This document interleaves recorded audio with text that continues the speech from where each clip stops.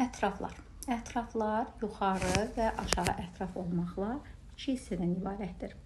Hər ətrafın sərbəst hissəsi və qurşaq hissəsi var.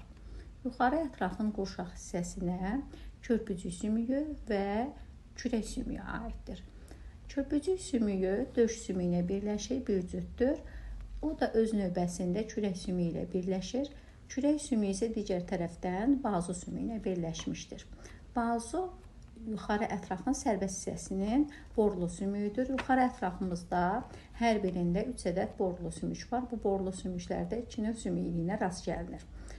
Yuxarı ətrafda bazu sümüyü sərbəst hissədir. Həmçinin sait hissədə də 2 sümük var. Mil və dirsək hissə və əl pəncəsi vardır. Ümumilikdə yuxarı ətrafda və aşağı ətrafda ətrafların sərbəst hissəsində 30 sümük var hər birində. Aşağı ətrafın qurşaq hissəsində 2 çanaq sümüyü vardır ki, bunlar həm öz aralarında, həm də oma fəqərələri ilə birləşmə əmələ gətiriblər. O, bud sümüyü ilə oynaq əmələ gətirir, yəni hərəkətli birləşmişdir.